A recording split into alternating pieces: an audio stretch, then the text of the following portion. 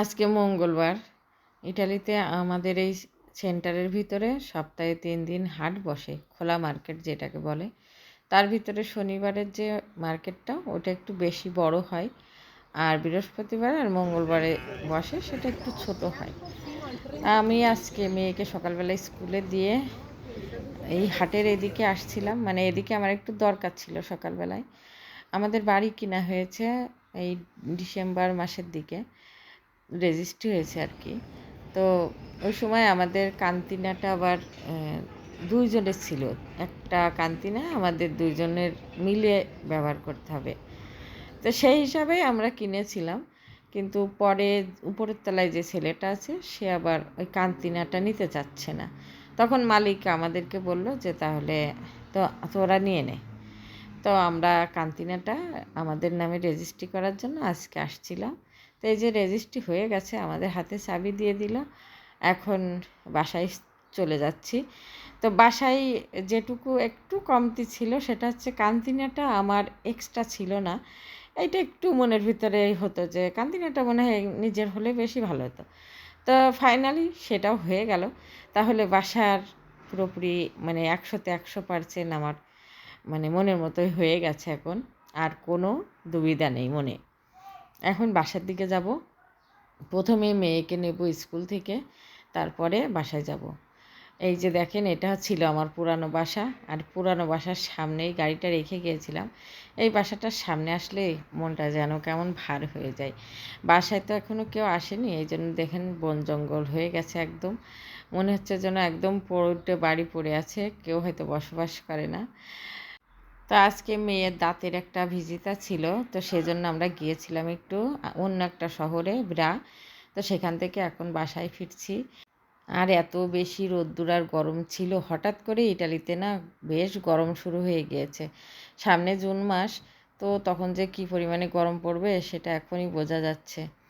তো যা হোক, এখন বাসার দিকে যাচ্ছি, এরপরে আবার একটু বাইরে বের হব।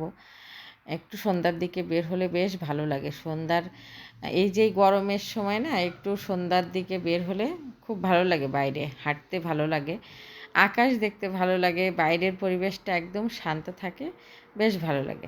এখন বাসায় যাব, একটু রেস্ট নেব, তারপরে আবার বের হব।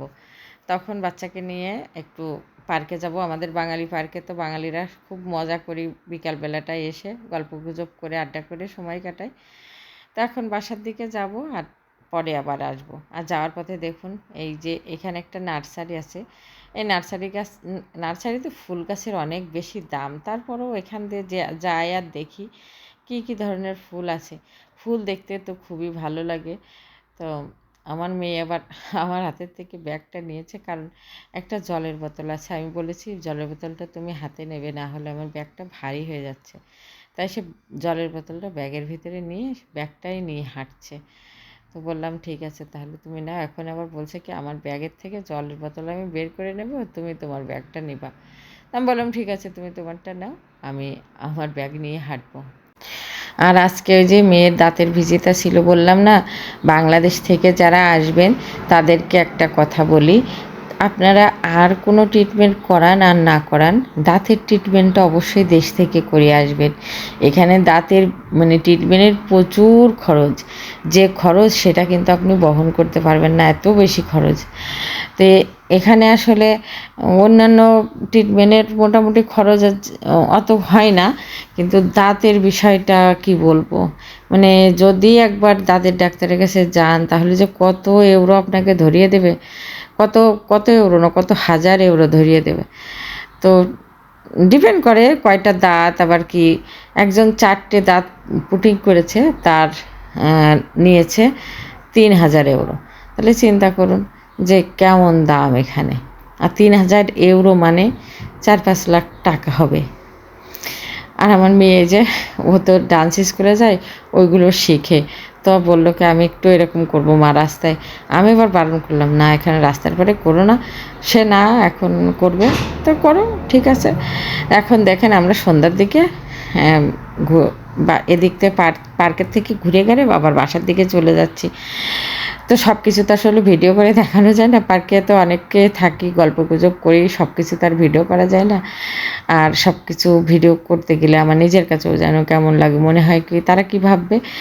তো এই জন্য আমি সব কিছু আসলে ভিডিও করি না।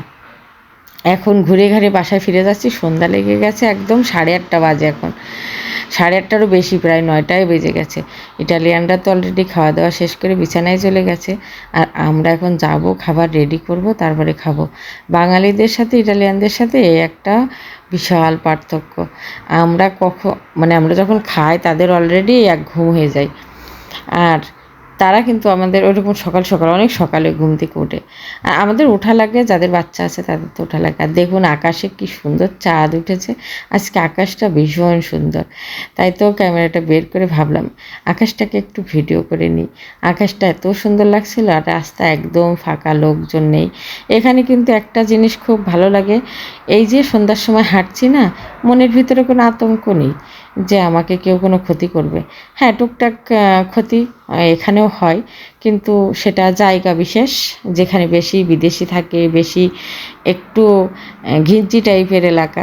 আমাদের শহরটা খুবই শান্ত। এখানে বিদেশে আছে বাঙালি, এখন মোটামুটি আছে, হয়তো 200-300 হবে এরকম, আমি সঠিক জানি না, তবে আছে এরকমই, খুব বেশিও নেই, আবার আগে যেমন একদমই কম ছিল সেরকমও নেই। এখন একটা মোটামুটি পর্যায়ে বাঙালি আছে, রাস্তাঘাটে দেখা যায়। আর আমরা যখন প্রথম আসছি তখন তো বাংলা কথা বলার জন্য একটা বাঙালি খুঁজে পেতাম না, এরকম একটা অবস্থা ছিল। সেক্ষেত্রে এখন তো অনেক অনেক বাঙালি হয়ে গেছে এখানে। তো এই জন্য এখানে রাস্তাঘাটে এখনও পর্যন্ত ওইভাবে আমি ভয় পাই না হাঁটতে। এই যে মেয়েকে নিয়ে এত রাত্রে হেঁটে যাচ্ছি, এখন কিন্তু 9টা বাজে, মানে এখন তো রাস্তা দেখেন একদম ফাঁকা। তো কিন্তু মনের ভিতরে কখনো কোনো ভয় লাগে না। কিন্তু দুর্ঘটনা আসলে সব জায়গায় দুর্ঘটনা ঘটতে পারে। তবে এখানে একটা জিনিস খুবই ভালো লাগে যে এখানে আমি যে শহরটাতে থাকি, এই শহরে খুব বেশি বিদেশি নেই, খুবই শান্ত এবং এখনও পর্যন্ত খুবই নিরাপদ আছে আর কি। তবে জানি না এটা কতদিন থাকবে, কারণ এখানেও এখন যথেষ্ট বিদেশি হয়ে গেছে, বাঙালিও আছে বেশ এখন অনেক, একটা সময় তো একদমই ছিল না। তো এখন বর্তমানে বাংলাদেশের অবস্থা দেখে দেশের দিকে যেতেও ভয় লাগে। তো কি বলবো, আসলে বাচ্চাদের কথা ভাবলে তো আসলে মা বাবা অন্য কিছু আর চিন্তাই করতে পারে না, সব কিছুর আগেই কিন্তু নিজের সন্তান। তো আপনাদেরকে বলবো আপনারা সবাই সাবধানে থাকবেন, আর নিজের বাচ্চাকে কারো কাছে বিশ্বাস করে দিবেন না, কারণ একটা বাচ্চা বেশি ক্ষতিগ্রস্ত হয় কিন্তু নিজের জানাশোনা লোকের থেকে। তাই সবাইকে বলবো নিজের সন্তান নিজের কাছে রাখবেন, কারো কাছে দিবেন না। সবাই ভালো থাকেন, টাটা।